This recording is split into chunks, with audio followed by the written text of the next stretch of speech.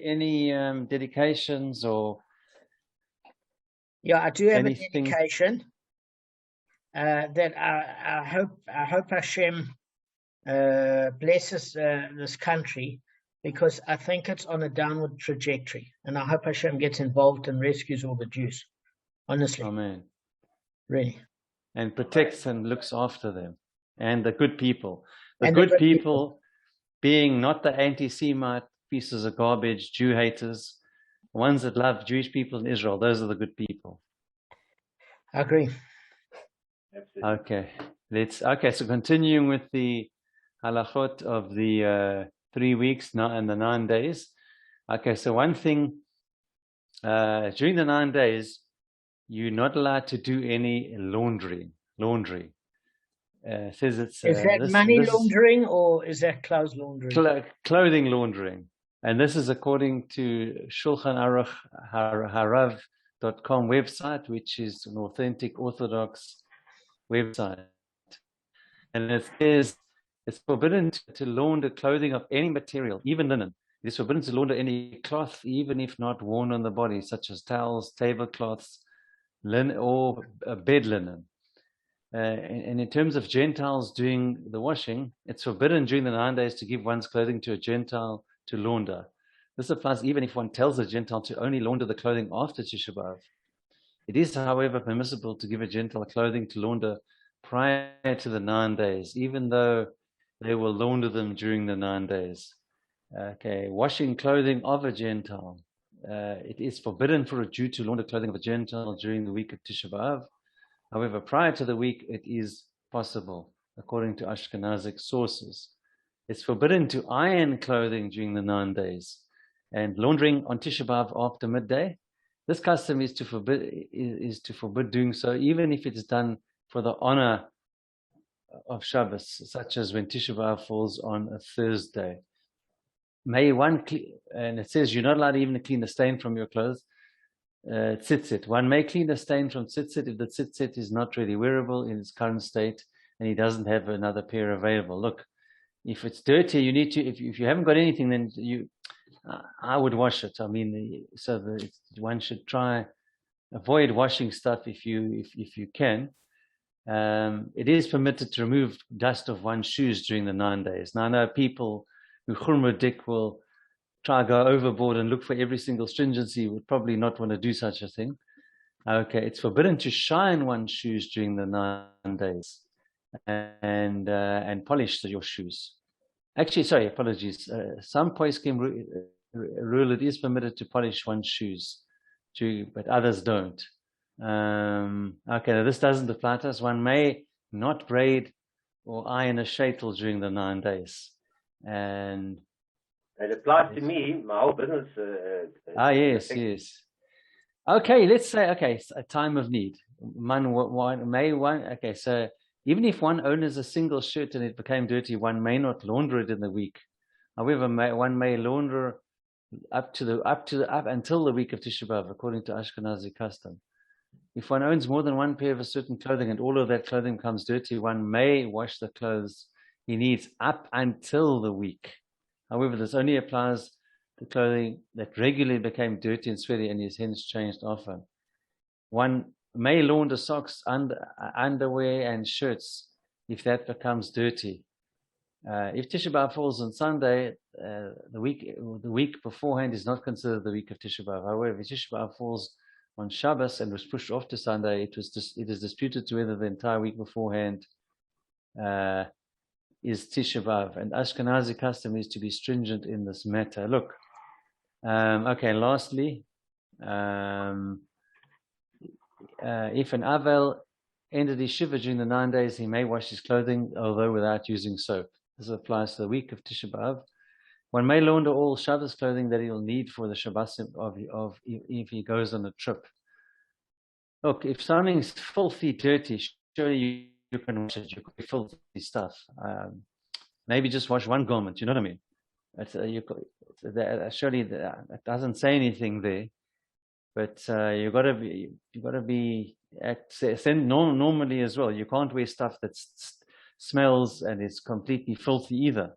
If that's all one has, then But it's not too like with ironing. Ironing can bring pleasure. If you see a nicely ironed shirt, a pair of pants, it brings you joy. So this is what this thing is, to decrease joy and simcha. But if you need a shirt and it's the only one you have, let's say in extreme circumstances, then I would wash it. God, Chatz v'chalila, we should be in that situation. But I would, if that's all you have and it needs to be clean and washed, I mean, it's can't walk around without a shirt on. You know what I mean?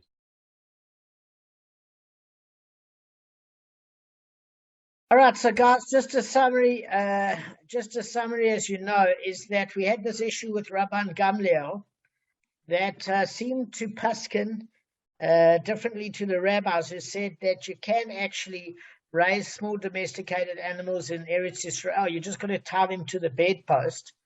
And what we learned is that that's not the opinion of the rabbis, and that the rabbis said that anyway you have to look after the animal and ensure that it doesn't get out by being in a stable or a pen tied into the house, but cannot graze in other lands. However, what you've got to bear in mind is that it cannot be longer than 30 days to the extent of a festival limitation, according to the rabbi. So if you buy an animal a week or so before the festival, or before the event like a simcha, you can't detain the animal for 30 days from that point of cyclic import just because your festival's over. They have to be slaughtered in time for the festival. And since there wasn't any refrigeration, people didn't then buy more than they needed or import more than they needed, simply because it would have gone off, because otherwise everybody would say, no, I bought it one day before the simcha, I've got another 30 days. Or they'd say there's another function of my cousin twice removed happening like sometime in October. It would be absolute chaos. So the butcher's got the same limited restriction as to an individual in that that has a chag or has a simcha, in that he may purchase and detain the animal for up to 30 days prior to market day, providing that he does not tame the belated one among them 30 days. Rather, he must slaughter all his animals by market day. And then we learned this case about an incident involving a certain pious man. And we obviously know that at the end of the day, it was Yehuda ben Bava who was very, very sick. He had some sort of heart condition, and the doctor said that he needed to drink fresh hot milk from a live animal every morning. So they tied it to his bedpost. Anyway, when that was the advice that his intimates got from the doctor when they took him to the doctor. But anyway, when his rabbinical colleagues came round, they said, listen, this person's not a righteous man, because this is going in prohibition of the rabbinical colleagues, because you're not allowed to keep an animal for more than 30 days, especially if there's no chag, even if you're tied to the bed, which proves that Rabban Gamliel does not hold by the general Tana Kamma and rabbinical opinion. So what happens is they said that, why should we visit him? He's unworthy of our concern. Anyway, it came eventually that this great pious man died, but before he died, he did a confession, and he said, look, he examined his sins, and his colleagues examined his sins, and they found him only harboring the sin. In other words, keeping that goat. But that's the only sin that he did. Other than that, he didn't really sin. We know that people don't generally have a perfect track record, but he was used as an example who had almost a perfect track record, except against going against this rabbinical decree. So we're saying, well, look, why is it so serious? Because we know that you can even break a biblical decree in order to save your life. And if this guy had a heart condition, he's only breaking a rabbinical decree here. There's not a problem with that. So, guys, do you remember the reason, Arthur?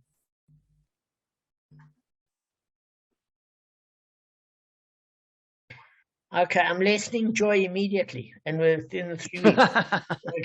Okay, Kevin, what's the answer? So yeah, when I went off, it knocked me off for 20 seconds and I got back on now. So what was the question? The question is as follows, is that if you can break a biblical decree in order to save your life, why were his colleagues so upset that he broke the rabbinical decree? I know why. Because his life was in peril, danger. Excellent. The Meiri says that. So that's excellent, Arthur, is that at that time it wasn't life or death. He was very sick, and that would aid him, but it wasn't life-threatening. Apparently he died a long time afterwards, which is why the video was mentioned. But at that time he wasn't life-critical, wasn't in a great state though. What's the second reason that they bring?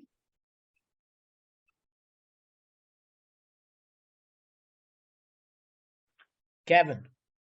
Yeah, so I think this is it. Is that to break a rabbinical decree is even greater than breaking a biblical one, because you're breaking two in essence. Because there's a biblical decree to keep all the rabbinical decrees. So when you break a rabbinical decree, it can actually even be worse than breaking a biblical one. Okay, firstly, I think that's a great answer. It's not the answer, but I think it could be a substantial answer. I think that Gavin's right, that when you see, but we know many cases where if something is darabonan instead of derisa, there's generally much more of a leniency. There is more of a leniency. So the reason being is that the rabbinical decree here was set up not to damage your fellow Jew. So when it's something that only impacts on yourself, like if you have to drive yourself to the hospital to save your life, you can break it.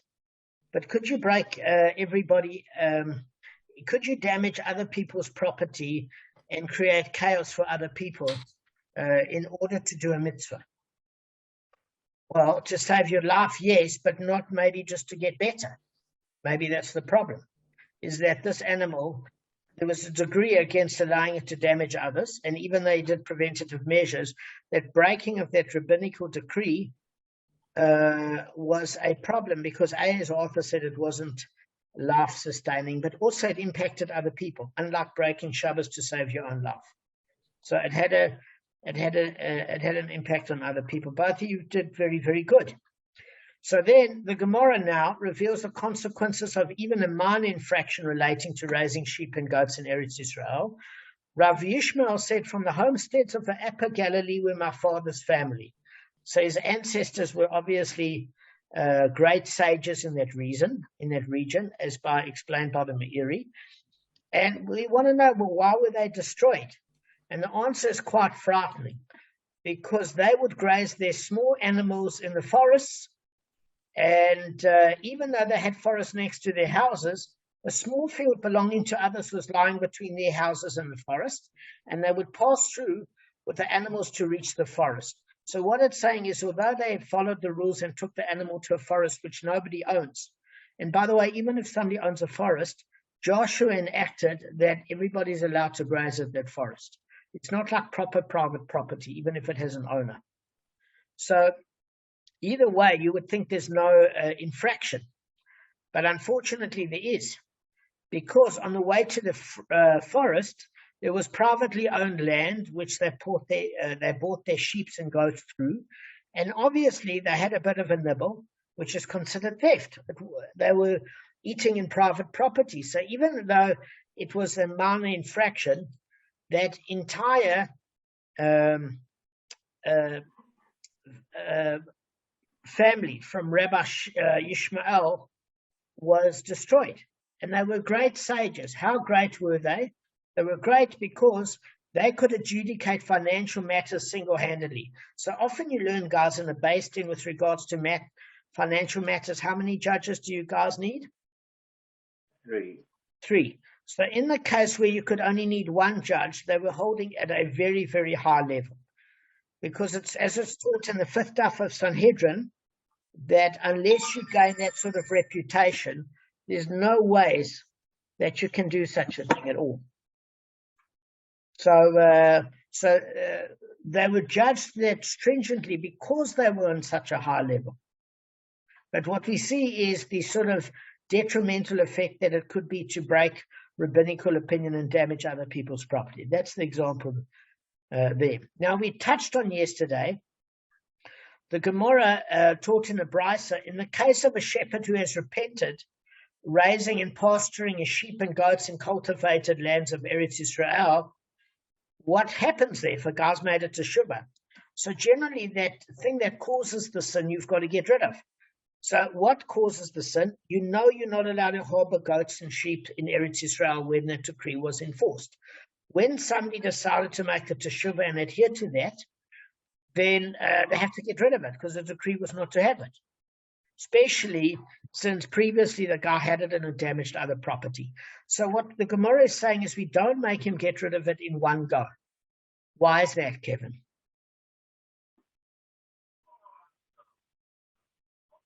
Can't hear you. What, the decree? Well, let go of what in one go? Okay, so Kevin, you had a guy. I know why. So what's the question? Just okay. If I don't know the answer, ask, just tell the question.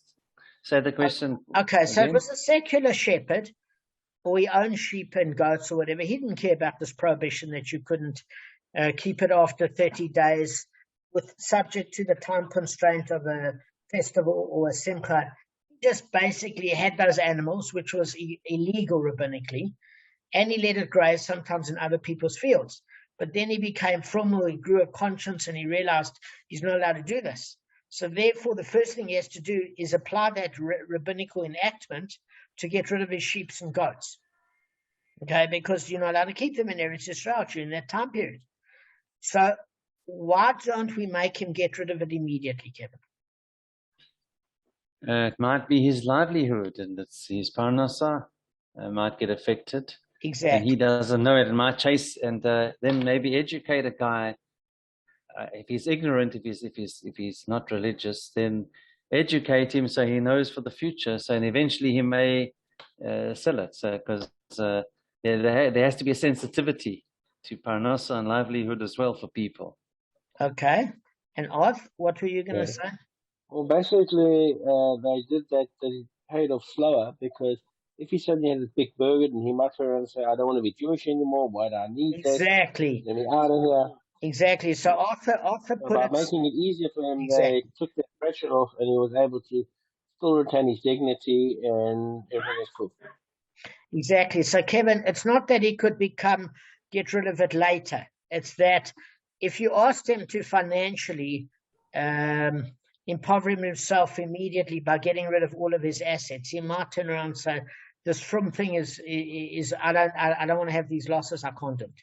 So what we I said also to educate him so he understands and that he doesn't. I'm concurring with you. I'm saying you and Arthur were saying the same thing. He just worded it more like the Gemara. More simply. But you were both on the same track that at the end of the day, if you say to him, "Listen, lose all your money now and get rid of it," he's going to get a shocking price for it. So what we do is we say you can get rid of your assets slowly. There still is a time period that he gets rid of his assets, because we know if there's no time period, no one gets rid of anything that's going to cost them a loss. So whatever the rabbinical enactment was in terms of time period, he can get rid of his assets slowly so he doesn't get into what you call that everybody hears he's selling the animal and will actually negotiate him down in the price. It's like, as we said yesterday, if you're immigrating and everybody knows you're immigrating, they want to offer you 4,000 Rand for a 30,000 Rand lounge suite. Instead of actually, and we were talking about restaurants yesterday, that they take advantage of. Damon? Yeah? Okay. Yeah, mate? It's similar to the one we were discussing with the land in the beginning, where you had to sell immediately for damages, and that if it was Tishrei or Nissan, you get worse, and people take advantage of people. Exactly. You see, Arthur's gone through Rabbi Cohen. See, that's exactly it. Is that there was a certain month that basically your Tishrei. Yes, the farming was good. You prepare the land from Nissan to Tishrei. Correct. You plant, and then by the time it's ready, Tishrei is fine. But after Tishrei, you miss the whole year. Correct. That's exactly the same principle, that we don't put somebody in a predicament where they've got to clear their debt and get absolutely nothing for it. Well done. Arthur Chazorah has helped you tremendously. Amazing. Amazing. So the second example they gave, guys, as you know, is that if they make him sell his livestock little by little so as not to impoverish him. And then it talks about a convert, a proselyte, to whom dogs and swine fell into his inheritance. So we're saying that the guy converted to Judaism, and a Jew is not allowed to own dogs and swine. So the problem is if we turn around and say, listen, you inherited 200,000 rands worth of livestock, you can't get benefit from it, he's not going to want to remain Jewish. So what we say is that he's allowed to keep the inheritance, but he's got to also make a sort of relief plan of how to sell his stock little by little so that he doesn't regret becoming Jewish. And we don't obligate him to sell them all immediately for a low price. So we're saying that there's one third case, and that's if somebody decided to marry a wife in the land of Israel. So he wants to marry a frum girl, and he wants to live in Eretz Yisrael. And he makes a vow. The Sanhedrin or the Beis Din don't hold him to it within a certain time period, but he's advised not to give an oath and say it will be within this time period, because then that's it's a problem then, because he's made himself like a Nazir. He's committed himself where he's going to be punished for breaking something there was no statute to keep. So as long as he doesn't have a timeline, he doesn't have to acquire these things immediately. Rather, he may search deliberately until he finds the appropriate one for him, both the appropriate wife and the appropriate house. Okay? So so we're talking about all a similar theme where the rabbis are not going to enact certain principles to get somebody to, because there's a special mitzvah to live in Eretz Yisrael. You know, this stupid phone gets 1 million SMSs from Vodacom and MTN, and it's all rubbish. All day the phones ring. Now, this is South Africa. It's just rubbish. Rubbish, 100 SMSs a day on rubbish. Just rubbish. Anyway, I've wished some very bad things for Vodacom, MTN, and most of the ANC. Not on this shirt, Damon, please. Okay. Okay. Kevin, you can maintain your sense of humor living in Eretz Yisrael. Come here for a while. No. See how your sense of humor. I will. I'm coming again. Yeah. Good. It'll be lovely to see you. So there's one other aspect.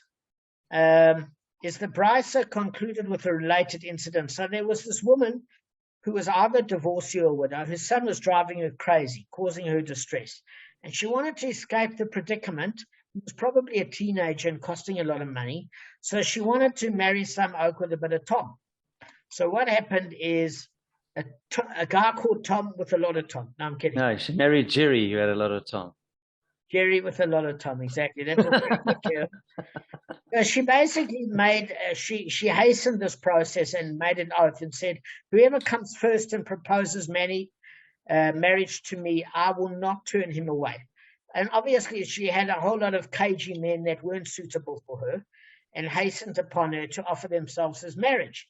So obviously when the matter came to the attention of the sages, they said, she's not obligated to marry this person because this woman only really intended for a suitor who is going to be beneficial to her, not damage her.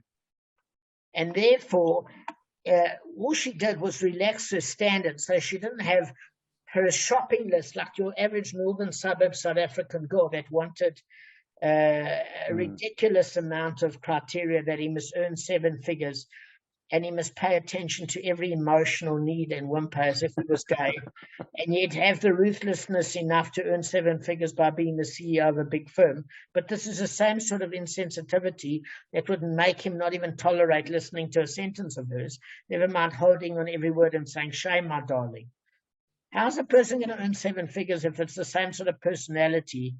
They're contradicting personalities. Either you want a killer in the corporate environment that is not sensitive, or you want somebody that's very effeminate and listens to your every word, but you're not going to have both in the same package. She also wants him to be the Chazon Ish and to be and to have his smich and everything else, but he must be a CEO and have time and have the grace to do all of this in one shopping list. What is she bringing to the table? A divorcee with 6 rugrats and kids that he has to pay for. That's what she's bringing to the party. Just saying. And her looks are saying, believe me. So, similarly, one who vows to acquire a wife or a house in Israel must be allowed time to find one. Okay, so now we're on a new subject. I hope this has been helpful. As you can see, I'm not bitter. I'm living the dream. Are we on page 80 now? Yeah, we've been on 80 for a while. So the Brisa extends the Mishnah's prohibition against raising small domesticated animals. So just as the rabbi said that we may not raise small domesticated animals in the settled areas of Eretz Israel, so they said we may not raise small undomesticated animals, such as deer and foxes there. Rabbi Yishmael says we may raise miniature dogs, cats, monkeys, and bush weasels in Eretz Israel. So what do we mean by miniature dogs? Is that like a chihuahua, something that's not going to create much damage to the foliage, like a battery-operated dog? You know those ones with the high-pitched voices? You can have one of those ones in the purse, you know, that like Paris Hilton has in her purse, those tiny dogs. So that you can have. Now, the question goes, you can have cats, monkeys, and bush weasels. So what is a bush weasel? Well, firstly, why can you have those animals? Because they're useful animals. They're used to clean the house of mice and worms. So what that basically means is, well, there are only 2 animals mentioned, the cat and the bush weasel, that can perform that service of getting rid of rodents. But the other 2 species, like miniature dogs and monkeys, are permitted simply because they don't damage cultivated fields. That's the Meiri. But by the way, guys, if you get terriers, they are born to catch rats in the mines in England. My dad's got terriers. They hunt. In fact, in KZN, they've hunted moles. So they often hunt moles. So the Gemara answers, because the question is, what are bush weasels? So there's an opinion, by the way, guys, that it's a porcupine. But there are other opinions, like Rav Yehuda said, that they are a creeping, digging animal. In other words, there are those that say that it's actually a stinging animal because it uses different words. One says it's a creeping animal. One says it's a stinging animal. Stinging, well, how can it sting? It's not a stingray or a jellyfish. So that's where the opinion of the porcupine comes. So it describes it whose legs are thin and which pastures between the bushes. And what's the reason it's called a creeping animal? Because its legs are dwarfish and are under it, and thus when it walks, it gives the impression of creeping, like a reptile. Okay? So that explains the bush weasel. So there's an extension of the Mishnah's prohibition. Rav Yehuda said in the name of Rav, we have made ourselves in Babylonia like the Jews in Eretz Israel, with regards to the prohibition against small domesticated animals.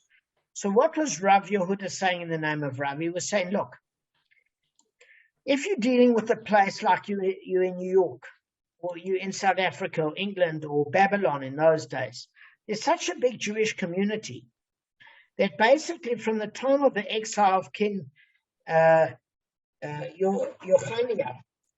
in the Hebrew unit 327. So that was basically 11 years before the destruction of the first temple.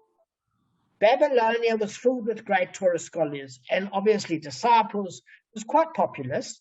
And because it was a permanent Jewish settlement, to the extent that most fields and vineyards were owned by Jews, the same laws apply in Babylonia with small domesticated and undomesticated animals as they did in Eretz Israel. Because again, you're still damaging Jews. So we say, well, why isn't Syria the same? Because it's considered by some to be like conquered by King David, because we say, look, there are not even in those days many Jews in Syria, and further to which, it was his own conquest. It wasn't a national-based conquest. But if Syria was populated by Jews, then it would be the same application as Babylonia in terms of the actual land of Israel, because you don't want to damage your fellow Jew. So, and the Moira's personal practice is questioned. Rav Ada Ahava said to Rav Huna, what about your small animal? Why do you raise one when the practice has been prohibited in Babylonia as well? So apparently Rav Huna raised a small animal. Rav Ada Bar Ahava said, well, why do you raise one? You know, in Babylonia it's Jewish, where we come from. So what's your reason?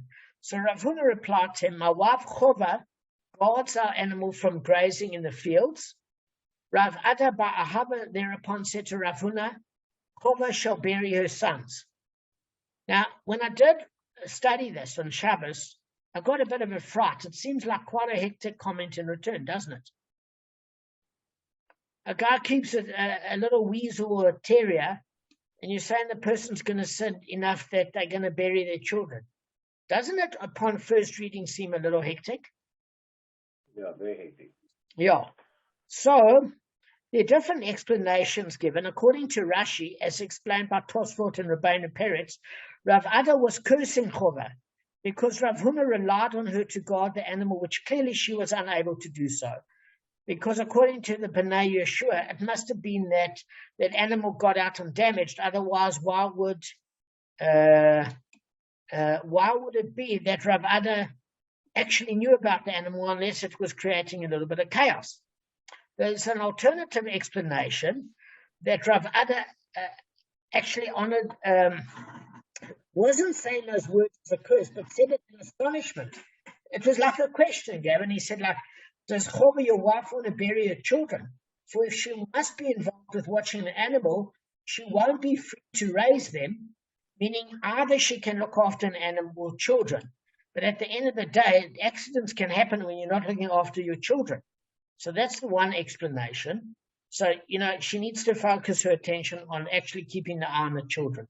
The other explanation is that if she breaks rabbinical decree, then she could be punished divinely and lose her children as a result. It wasn't necessarily a curse.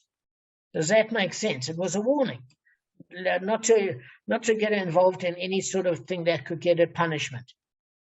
So even though Rav Ada meant no harm by this, in other words, we can see from these interpretations that it wasn't a curse, the words of a great man have an inherent and inexorable power, like an erroneous edict issued from the mouth of the ruler. So where do we get this? We get it in Kohelet chapter 10, verse 5, which basically says Rav Ada is reported as cursing Chova because she rounded the corners of her son's head, in other words, shaved his payot, and both actions were needed to justify the curse that caused the premature death of her children. So what it's saying here in the commentaries is that, look, he wasn't cursing her. He was saying that basically if she comes to ignore the rabbinical decree, bad stuff can happen to her. Another one is warning her that she can't look after animals and her children, and something could happen if she was neglectful of her children. But even though he meant no harm by it, when the great sage utters words, those words have real power, according to Rabbi Taz. And he got it from opinions here, where it actually came to fruition and she buried her sons. But it wasn't just the statement, it was in combination with two actions. The fact that she went against rabbinical decree in Babylonia, which was like Eretz Israel, and she kept an animal that shouldn't have been kept because it could damage other fields, and the fact that she cut her son's payos off, plus with the verbal enactment that created this sort of issue that she buried her sons. Now, guys, I don't know what to say, but the commentary from the Ein Yaakov is that they did have children afterwards, but as long as Rav Ada Bar Ahava lived, the children born to Rav Huna and Chova did not survive to adulthood. So apparently he must have died first, and then they were able to have children. Okay? Because otherwise it just would have said that they never had children that survived to adulthood. So the commentary from the Ein Yaakov is seeming to imply that once he died, his words no longer had that same power and they were able to have children to live to adulthood. Which means maybe what he uttered had a bad effect on himself and caused him to die early in order that they have children. But maybe I'm just guessing. But either way, just be very careful with one's words. All right. So let me just see where we're holding a second. Okay, we've got time. So the Gemara records the tragic result of his utterance during all the years of Rav Ada bar Ahava's life. The offspring of Rav Huna from his wife Chova did not survive. So obviously when he died, they did have children that survived to adulthood. So there's another version of the aforementioned halacha. There are those who say that the halacha was reported as follows. Rav Huna said in the name of Rav, we have made ourselves in Babylonia like the Jews in the land of Israel with regard to the prohibition against raising small domesticated animals when Rav came to Babylonia. So according to that opinion, is that when Rav immigrated from Eretz Israel to Babylonia, he established a major yeshiva in Surah. So Shmuel's academy in Nahadia was already in existence, but Rav and Shmuel were both in Babylonia at that time, the two greats. So Rav's yeshiva attracted a great many settlers, and those arose the need then when it became much more populous, Babylon, to institute a prohibition against raising small animals. There's another explanation. When Rav came to Babylonia, he found that the majority of Jewry was living there in a permanent settlement, so he therefore instructed them to take care not to allow the cultivated fields to be destroyed. Okay, so let's just we've still got time. Okay, let's cover a little bit more ground. So the Gemara relates an incident that ultimately involves the ruling above concerning raising cats. Rav and Shmuel and Rav Asi once met outside the house of a week of the sun. So when it refers to the week of a sun, it's saying there's 7 days that a sun exists, and then he has his Brit Milah. So it's referring to a Brit Milah. So Rav and Shmuel and Rav Asi once met outside the house of a Brit Milah, and some say it was a Pidyon Ben, and Rav did not enter before Shmuel. Okay, so the reason being is that Rav Asi was a greater scholar than Shmuel, and he was the disciple of Rav. So the proper ordering for entering the house would have been Rav, followed by Rav Asi, followed by Shmuel. Okay, so why didn't they enter in that order? So Shmuel did not enter before Rav Asi because Rav Asi was greater. And Rav Asi did not enter before Rav because he was Rav's disciple. Deciding amongst themselves what to do, they said, who shall tarry outside and allow the other two to enter and later enter by himself? So they concluded Shmuel shall tarry outside and Rav Asi shall come in, Rav first and afterwards Rav Asi and his disciple. So the bottom line is they came to an arrangement where it wouldn't show each other disrespect. So there would be Rav that would come first, then his Talmud, Rav Asi, and then Shmuel would busy himself with something outside so that he would come afterwards, but Rav Asi wouldn't be showing him any disrespect as far as that's concerned. Okay, we'll see what this has to do with it now. So the Gemara just asks on a side note, but let Rav or Rav Asi tarry outside and let the other two enter. In other words, let Rav enter later alone and Rav Asi enter now with Shmuel or behind. Or let Rav Asi wait outside and Rav enter with Shmuel behind. So in other words, this doesn't accomplish anything in terms of necessarily adding extra respect. So the Gemara answers Rav was merely performing a gesture towards Shmuel, because Shmuel was actually the least important of the three sages. So by all rights, he should have walked behind. But Rav would nevertheless accord him honor because of a certain incident that occurred in the past. So it was that reason that Rav would usually not enter before Shmuel, because Rav was seeking to make amends. So Shmuel, on those grounds, was permitted to accept the honor shown to him by his superior. So what actually happened was Rav was once very ill, and Shmuel was a doctor, and he surreptitiously administered the treatment while Rav was not so coherent. And since the treatment caused Rav distress, and because he was unaware of Shmuel's benevolent intentions, Rav uttered this curse: whoever is causing me to suffer will not be survived by sons. Okay, so before you get a little bit upset, Shmuel only had daughters. So, because Hashem knew that he didn't do anything wrong, he was trying to help his teacher. He was actually trying to help his teacher. His teacher was delirious. But so too how strong the power of words are. It's exactly how strong the power of words are, to the degree that Shmuel only had daughters as a result. But at least he never lost any of his sons because he didn't commit any transgressions. So Arthur, just come on the screen. We're going to end off at this point. Well done on learning Rabbi Ran Cohen. Gee.